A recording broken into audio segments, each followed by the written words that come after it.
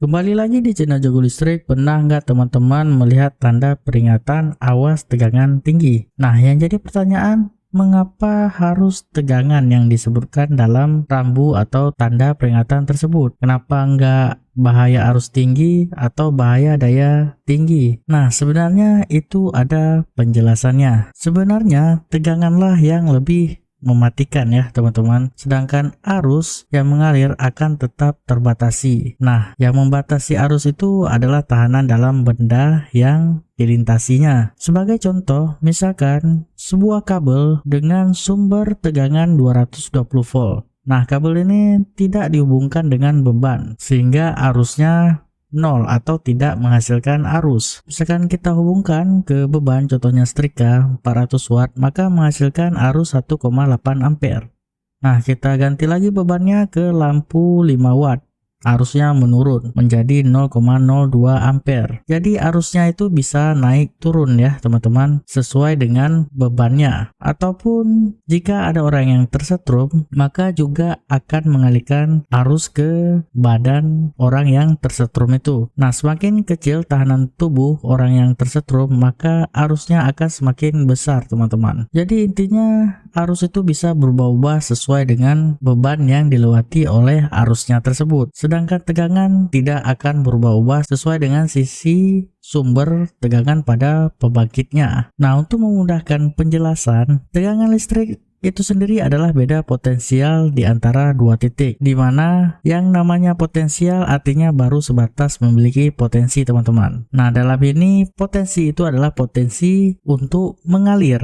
Nah, sebagai contoh ada dua buah tandon air ya teman-teman. Kita anggap tandon itu adalah titik A dan titik B. Nah, pada gambar yang pertama, air tidak mengalir dari tandon yang A ke tandon yang B karena potensialnya sama. Kedudukan dua tandon itu sama rata, makanya air tidak mengalir. Dalam hal listrik, air yang mengalir ini adalah arus listrik yang mengalir. Berbeda dengan gambar sebelahnya, tandon air posisinya berbeda, satu di atas dan satu di bawah. Ada perbedaan potensial antara kedua titik tandon air ini, makanya air dapat mengalir dari atas ke bawah. Begitu juga arus listrik, misalkan terjadi beda potensial, maka arus dapat mengalir. Nah, analogi sederhana lain seperti ini, misalkan ada sebuah gedung dengan 55 lantai. Nah, pada lantai 10 kita taruh tandon air ya teman-teman. Nah, tandon air ini bisa kita anggap seperti potensi bahaya ya. Nah, misalkan tidak ada yang mendekati tandon air ini, maka tidak akan ada kecelakaan yang timbul nantinya. Tetapi misalkan ada orang yang berdiri di bawah tandon air tersebut, potensi bahaya atau potensi kecelakaan akan ada nantinya. Nah, memang selama tandon air itu tetap berada di atas, orang yang di bawah akan aman-aman aja. Begitu juga sumber tegangan tinggi. Apabila tegangan tinggi itu tidak tersentuh dengan orang, itu akan aman-aman aja. Tetapi apabila tandon air ini jatuh dan menimpa orang di bawahnya, maka akan terjadi kecelakaan. Jadi potensi bahaya yang seharusnya kita jauhi, karena kita mendekatinya maka terjadi kecelakaan teman-teman. Nah, belum sampai di situ. Nah, misalkan kita anggap lantai 10 ini sebagai tegangan atau voltase, sedangkan volume tandon airnya kita anggap seperti besar arusnya. Dan pada lantai 10 ini kita anggap seperti sumber tegangan 220 volt ya teman-teman. Nah, misalkan saya naikkan tandon airnya ke lantai 30, maka tegangannya pun akan ikut naik ya teman-teman, menjadi 20 kV. Maka potensi bahayanya juga akan semakin besar. Begitupun kalau saya naikkan lagi ke lantai 55, maka potensi bahayanya akan menjadi lebih besar lagi, yaitu 200 kV. Nah, jadi teman-teman bisa bayangkan apabila tandon ini semakin naik posisinya, maka apabila menimpa orang di bawah, kecelakaan yang timbul akan lebih parah dibandingkan apabila tandon itu berada pada posisi yang lebih rendah teman-teman. Begitu juga tegangan. Apabila sumber tegangannya semakin tinggi, maka potensi bahaya juga akan semakin besar. Nah, arus juga bisa menjadi potensi bahaya.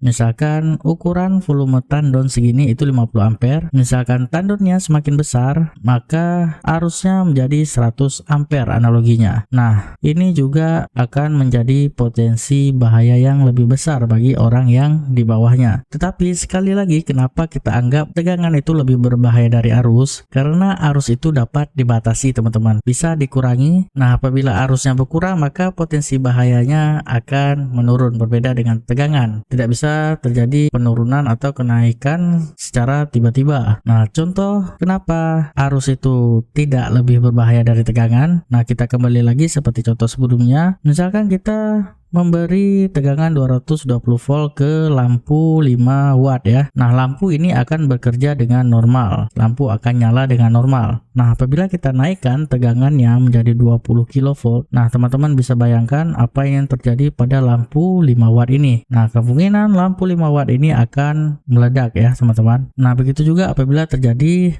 tersetrum. Misalkan ada orang tersetrum pada tegangan 220 volt.